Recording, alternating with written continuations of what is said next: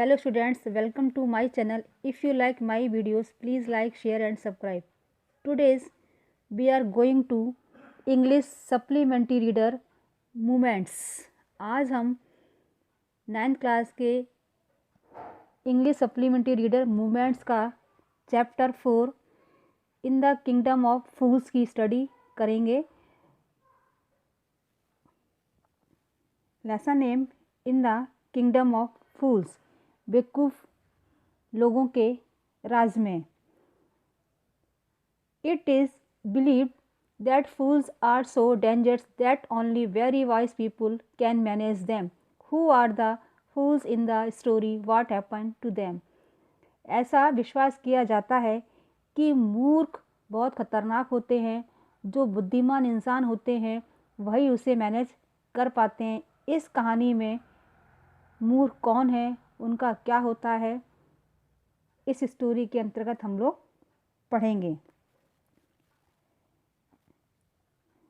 In the kingdom of fools both the Kings and the minister were idiots. they didn't want to run things like other kings, so they decided to change night into day and day into night. एक ऐसी जगह जहाँ सब लोग मूर्ख थे, राजा भी और उसके मंत्री भी. वो नहीं चाहते थे कि अपने राज्य को दूसरे राज्य के राजा की तरह चलाएं. मतलब वहाँ के राजा का एक ऐसा निर्णय कि सब राजाओं से अलग हटके हम अपने राज्य को चलाएंगे.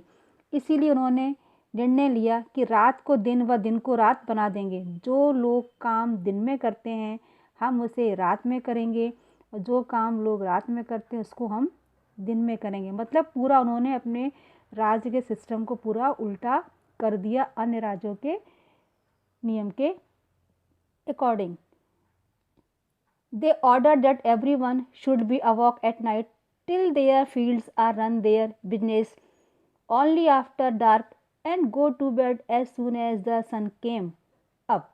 अब उसने राजा ने निर्णय दिया कि दिन के काम रात में करेंगे और रात के काम को हम दिन में करेंगे. मतलब दिन में लोग सोएंगे और रात में जागकर सारे काम करेंगे, खेत भी जोतेंगे, और जैसे ही सूर्य उगेगा सब लोग सोने चले जाएंगे. एनी वन हु डिसओबेड मीन्स होता है आज्ञा न मानना, would be punished with death. और जो इस हुक्म को नहीं मानेगा या जो राजा की आज्ञा को नहीं मानेगा उसे मौत की सज़ा दी जाएगी. The king and the minister were dilated at the success of their project. जब राजा ने ये देखा और उसके मंत्री ने देखा कि हमने जो ऑर्डर दिया लोग उसका पालन कर रहे हैं, वो बड़े खुश हुए कि हमारा जो प्रोजेक्ट था वो सफल पूर्वक पूर्ण होता हुआ दिखाई दे रहा है.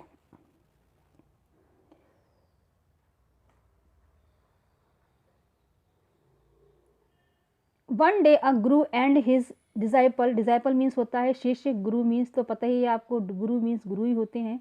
arrived in the city. It was a beautiful city.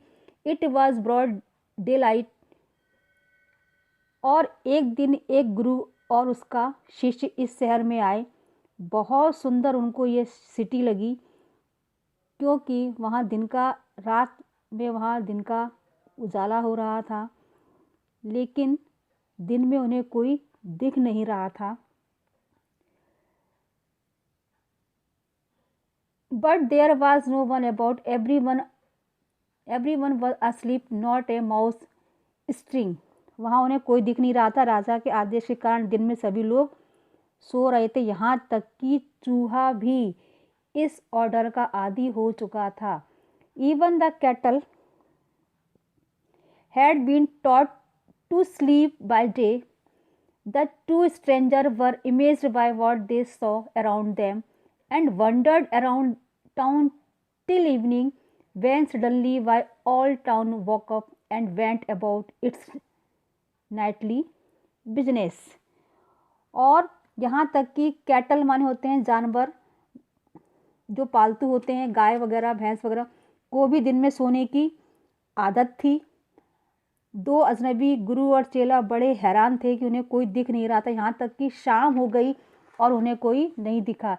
जब रात हुई तो सभी लोग जाग गए और अपने काम में लग गए।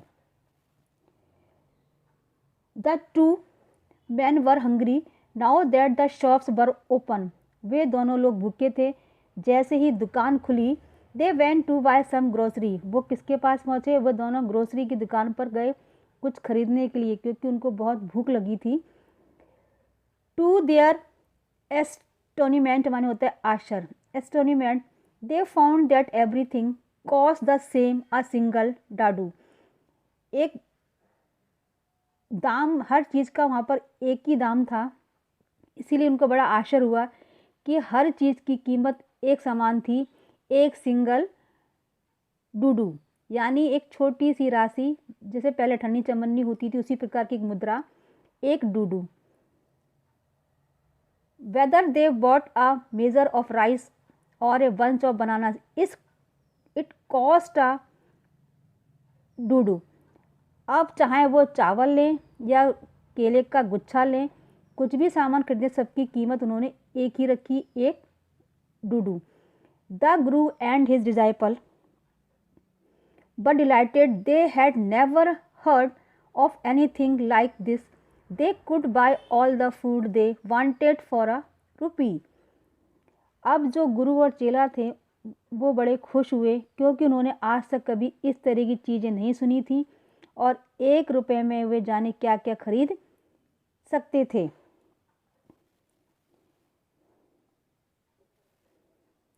When they had cooked and eaten, the Guru realized that this was a kingdom of fools and it wouldn't be a good idea for them to stay there. अब जो गुरु और चेला थे वो खुश तो हो ही रहे थे। जब उन्होंने खाना खा लिया, उनका पेट भर गया, तो गुरु ने रियलाइज़ किया कि यहाँ मूर्खों का राज है, ज़्यादा देर तक रुकना ठीक नहीं है। This is no place for us, let's go. उन्होंने ये बात अपने चेले से कही कि यहाँ रुकना ठीक नहीं है। He said to his disciple, but the disciple didn't want to leave the palace. लेकिन उनका चेला उस जगह को छोड़ने को जाने के लिए तैयार नहीं था। Everything was cheap here, all he wanted was good cheap food, the guru said. वो क्यों जाने को तैयार नहीं था? क्योंकि यहाँ हर चीज़ बड़ी सस्ती थी और वो जो चाहे वो फूड वहाँ पर खा सकता था। तब गुरु ने कहा, अभी तक हमने पढ़ा कि गुरु ने चेले से वहाँ से चलने के लिए कहा, लेकिन उनका शिष्य वो जगह छोड़ने को तैयार नहीं था। They are all fools, this won't last very long and you can't tell what they will do to you next. अब गुरु ने अपने शिष्य को समझाया कि यहाँ ज़्यादा देर रुकना ठीक नहीं है, ये सब लोग मूर्ख हैं और जो यहाँ का सिस्टम है वो सही नहीं है, तुम्हारे साथ कुछ भी हो सकता है। But the disciple wouldn't listen to the guru's wisdom, he wanted to stay. The guru's finally gave up and said. जब शिष्य वहाँ से जाने को तैयार नहीं हुआ, उसने गुरु की नहीं सुनी और वो रुकना चाहता था, तो गुरु ने कहा, तुम नहीं मानोगे और यहीं रुकना चाह रहे हो तो रुको, मैं जा रहा हूँ। और वह चले गए। Gave up and said, do want you want, I am going, and left. और गुरु ने अपने शिष्य को वहीं छोड़ दिया, उसी मूर्ख लोगों के राज्य में। The disciple stayed on at his fill every day, bananas and geese and rice and wheat, and grew fat like a street side scared bull. और जब चेला वहाँ रुक गया तो वो हर दिन घी, बनाना, चावल, दाल सब खाता था और खा खा कर वो इतना मोटा हो गया जैसे सड़क किनारे सांड खड़े होते हैं। बुल मीन्स होता है सांड, खड़े होते हैं। One bright day, a thief broke into a rich merchant house. He had made a hole in the wall and sneaked in. And as he was carrying out his loot, और एक दिन एक चोर एक व्यापारी के घर में घुस जाता है। उसने दीवार में एक होल किया और चुपके से घुस गया और लूट का सामान लेके जैसे वो चला, the wall of the old house collapsed on his head and killed him on the spot। जैसे ही वो अपना लूट का सामान लेके चोर चलने को हुआ तो उस घर की पुरानी दीवार जो उसके सिर पर गिर गई और वह चोर वहीं पर ही मर गया, माने उस चोर की डेथ हो गई। His brother ran to the king and complained, Your Highness, when my brother was pursuing his ancient trade, a wall fell on him and killed him। अब जो चोर का देखिए, अब थोड़ा सा स्टोरी में क्या हो रहा है बहुत ध्यान से सुनिए।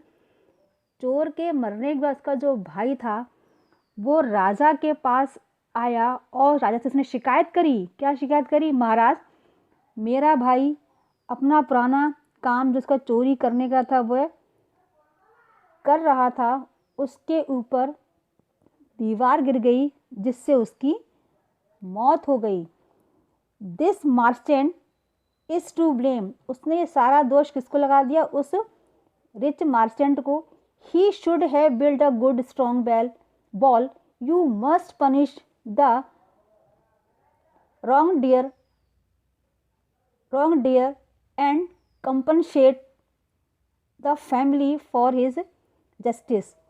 उसने सारा दोष मर्चेंट पे लगा दिया और राजा से कहा, महाराज, यदि उस घर की दीवार मजबूत होती तो नहीं गिरती, क्योंकि उस घर की दीवार कमज़ोर थी, मजबूत नहीं थी, जो मेरे भाई के ऊपर गिर गई और उससे उसकी मौत हो गई।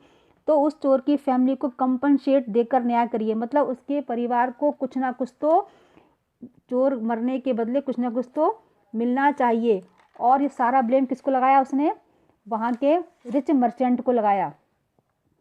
The king said, justice will be done. राजा ने कहा, न्याय मिलेगा। डोंट वरी, तुम चिंता ना करो। And at once summoned the owner of the house. Summoned means होता है, उन्होंने अपने नौकरों को आदेश दिया कि उस मकान के मालिक को बुलाकर लाइए।